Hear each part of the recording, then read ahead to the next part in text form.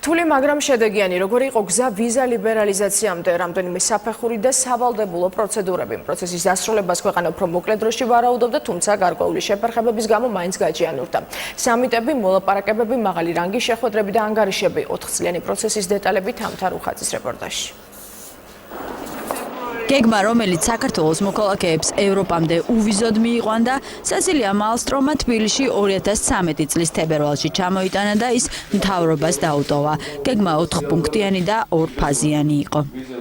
სესილია მალსტრომი საქართველოდან მალევე წავიდა, ქვეყანამ კი სხვადასხვა სფეროებში მთელი რიგი კანონები და საკანონმდებლო ცვლილებები მიიღო.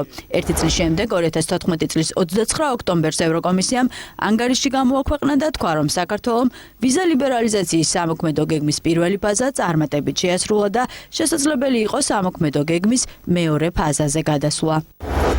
ამის შემდეგ იყო რიგაში აღმოსავლეთ პარტნიორობის სამიტი, სადაც ითქვა, რომ საქართველომ და უკრაინამ უზარმაზარ პროგრესს მიაღწიეს უკანასკნელ თვეებში. მე მქონდა საშუალება შევხვედროდი ორივე ქვეყნის დელეგაციას.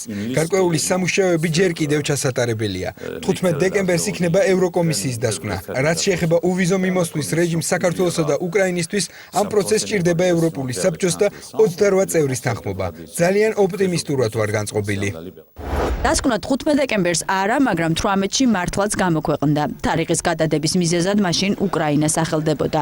დოკუმენტში ეწერა, რომ საქართველოს სავიზო რეჟიმის ლიბერალიზაციის სამოქმედო გეგმის ყველა ამოცანა შეასრულა. საქართველოში კი ეს ამბავი ასე აღნიშნეს.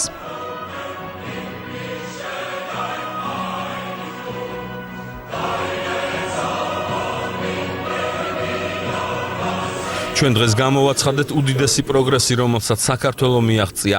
მნიშვნელოვანია, რომ გზა გახსნილია. მე ველოდები, რომ დასრულდეს ყველაფერი, რაც შეიძლება სწრაფად. ევროკომისიამ დეკემბერში დადებული პირობა შეასრულა და 9 მარტს ევროკავშირის წევრ სახელმწიფოებს საქართველოსთვის ვიზა ლიბერალიზაციის ოფიციალური წინადადება წარუდგინა. საკანონმდებლო წინადადება ევროპარლამენტსა და ევროკავშირის საბჭოს წარედგინათ.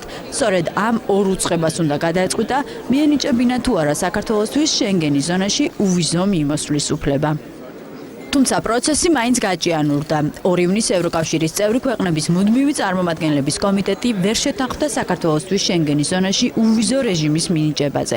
ამ პერიოდში საქართველოს პრეზიდენტი ბრიუსელში ჩავიდა, ის ევროპული საბჭოს პრეზიდენტი ხვდა. ტუსკმა მაშინ თქვა, რომ იმედი ჰქონდა, რომ ვიზა ლიბერალიზაციას მალე მივიღებდით.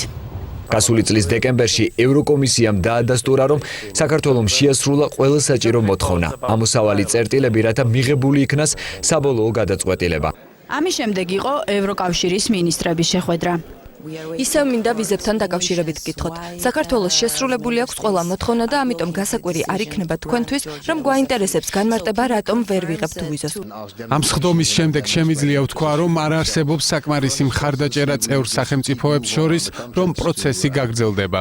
ყველა კრიტერიუმი შესრულებულია. ეს ნათელია, დეტალებში ვერ შევალ, თუ რატომ ეწინააღმდეგება ამას ზოგი სახელმწიფო. სწორედ ლუქსემბურგში გახდა ცნობილი, რომ ზოგიერთი სახელმწიფო საქართველოს ვიზა ლიბერალიზაციას მხარს არ უჭერდა. სკეპტიკოსი ქვეყნები საფრანგეთი და გერმანია აღმოჩნდა. მიზეზი ევროპის კონტინენტზე შექმნილი მიგრაციული კრიზისი. მხარეებმა ლუქსემბურგშიც რამდენჯერმე დაადასტურეს, რომ პრობლემა საქართველოს მხრიდან არ იყო. ჩვენ ვთვლით, რომ ყველა კრიტერიუმი და პირობა დროულად იქნა შესრულებული. ჩვენ გვესმის, რომ არსებობს რამდენიმე წევრი სახელმწიფო, რომლებიც ჯერ არ არიან ბოლომდე დარწმუნებულები. ჩვენ არ დავიშურებთ ძალისხმევას, რომ შეთანხმებებს სწრაფად მივაღწიოთ. აქტუალური საემიგრაციო კრიზისი ვერ იქონიებს გავლენას ვიზა ლიბერალიზაციასთან დაკავშირებულ გადაწყვეტილებაზე. ჩვენ ყოველთვის ვამბობდით, რომ გვჭირდება კომისიის დასკვნა. დასკვნის მიხედვით ვიმოქმედებთ. 485 კი 122 არა. 15 დეკემბერს ევროპარლამენტმა უვიზო რეჟიმის შეჩერების მექანიზმის ახალი ვარიანტი დაამტკიცა. კენჭისყრის შემდეგ დეპუტატებმა თქვეს, რომ საქართველოს მოქალაქეებისთვის უვიზო მიმოსვლის დასაწესებლად ხელშემშლელი ფაქტორები აღარ არსებობდა. და 2 თებერვალი 6 წლიანი პროცესის შემდეგ ისტორიული გადაწყვეტილება მიღებულია.